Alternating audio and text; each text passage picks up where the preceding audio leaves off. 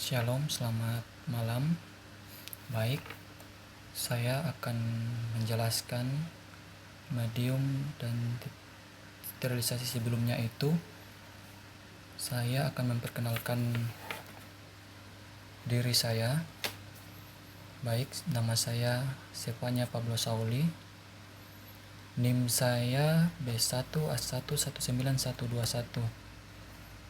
Dan saya berasal dari kelas C angkatan 2019, Prodi S1 Farmasi. Oke. Medium dan sterilisasi. Di sini sudah ada alat sterilisasi dan mediumnya. Oke, sebelumnya itu medium adalah suatu yang terdiri atas campuran nutrisi yang digunakan untuk menambahkan mikroba. Sedangkan sterilisasi adalah pemusnah atau eliminasi untuk mikroorganisme termasuk spora, bakteri yang sangat resisten. Oke, dan ke slide yang kedua. Penularan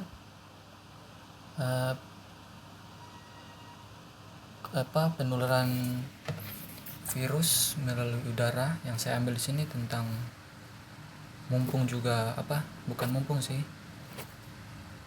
karena kita juga ada pandemi sekarang ya, jadi saya ambil virus tentang COVID-19, yaitu COVID-19 bisa menular melalui via udara. Bukti baru bahwa tanggal 6 Juli 2020, 200 lebih ilmuwan dari 32 negara kirim surat terbuka kepada Organisasi Kesehatan Dunia atau WHO.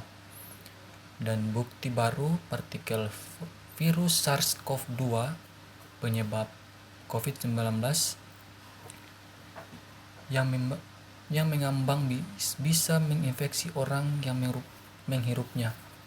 Partikel-partikel lain, partikel lebih kecil atau airborne, atau bisa bertahan lama di udara. WHO didesak perbarui protokol kesehatan terkait penyebaran lewat udara atau aerosol. Di sini juga ada penjelasan sedikit tentang WHO yang dirilis tanggal 9 Juli 2020. WHO mengakui virus corona COVID-19 dapat bertahan lama di udara dalam ruang tertutup dan bisa menyebar antara manusia. WHO juga riliskan kajian terbaru tentang transmisi SARS-CoV-2 penyebab COVID-19. Dan di sini juga WHO ada sedikit mengeluarkan tentang pencegahan. Jadi di sini pencegahan meliputi pakaian alat pelindung dari seperti masker, face shield, tetap jaga jarak, ventilasi udara penting. Jangan terlalu lama di ruangan tertutup atau ber-AC. Bersihkan diri dan ganti pakaian usai bepergian. Itu sedikit tentang virus yang bisa menyebar melalui udara. Oke, kita lanjut ya. Kita masuk di kapang dan kamir. Di sini ya, kapang dan kamir. Oke, saya akan menjelaskan apa itu kapang dan kamir. Kapang dan kamir merupakan cendawa yang bersifat membentuk filamen yang bercabang yang disebut hifa. Di sini juga ada beberapa jenisnya yang bisa menguntungkan dan merugikan.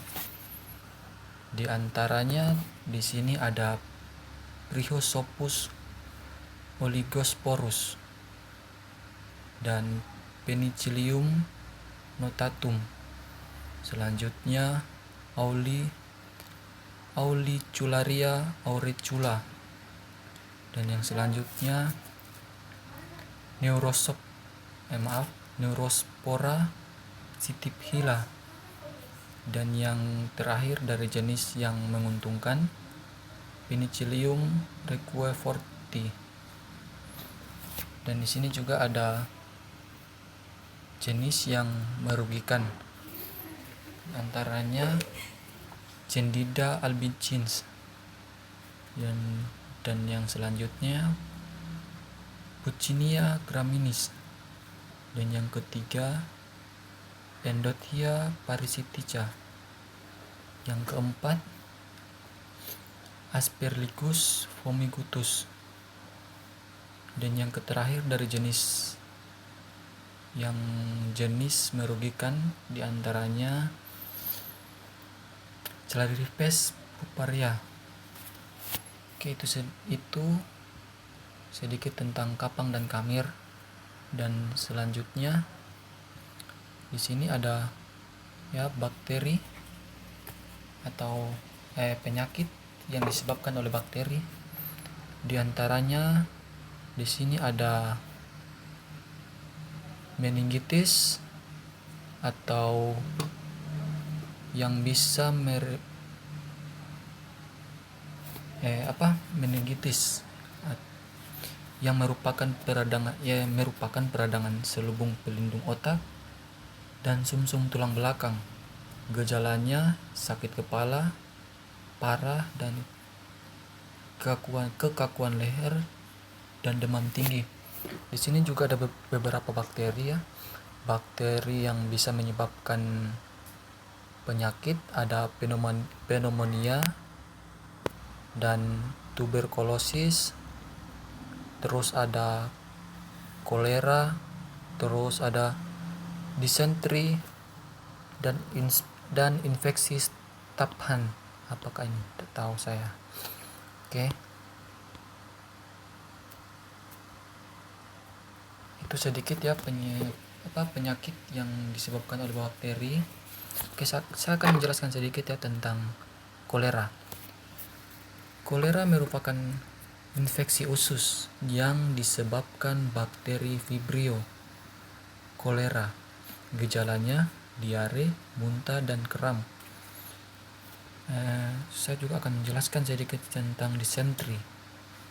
Disentri yang disebarkan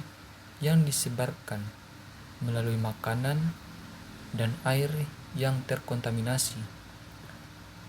Penyebabnya karena tidak mencuci tangan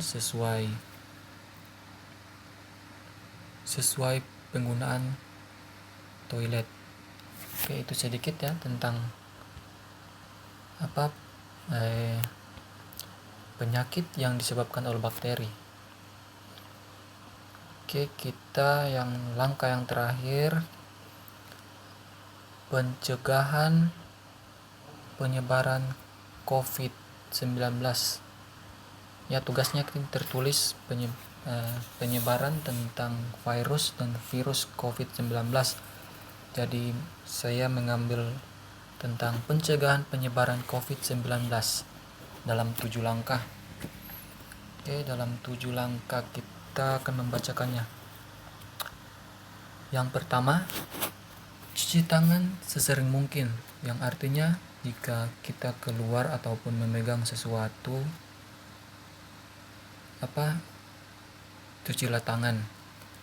Bila perlu habis cuci tangan kita menggunakan hand sanitizer Dan yang kedua, hindari penyentuhan mata. Jika kurang jelas minta maaf.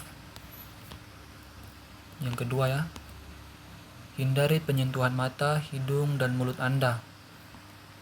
Jika belum, di sini maksudnya jika belum mencuci tangan ataupun sudah mencuci tangan, lebih baik tidak usah kita menghindari area vital yang seperti gampang tertular oleh COVID-19, yaitu tentang salah satunya mata, hidung, dan mulut. Oke. Dan yang ketiga, tutup mulut ketika batuk menggunakan saku atau tisu. Jadi di sini peran kita banyak ya. Maksudnya kita tidak menyebarkan virus ataupun penyakit lain. Bisa jadi juga begitu ya. Atau kita yang menyebabkan mereka sakit, atau kita yang disebabkan orang sakit juga kita tidak tahu ya. Oke, kita lanjut yang di keempat. Hindari tempat yang ramai dan kontak dekat dengan siapapun yang mengalami demam atau batuk. Terus yang kelima, tetap di rumah jika Anda merasa sakit atau tidak sehat. Terus yang keenam, jika Anda menderita demam, batuk, dan sulit bernapas, segera minta pertolongan medis, tetapi terlebih dahulu teleponlah para medis. Dan yang langkah terakhir atau langkah ketujuh, dapatkan informasi dari sumber terpercaya. Sekian dari saya. Selamat malam.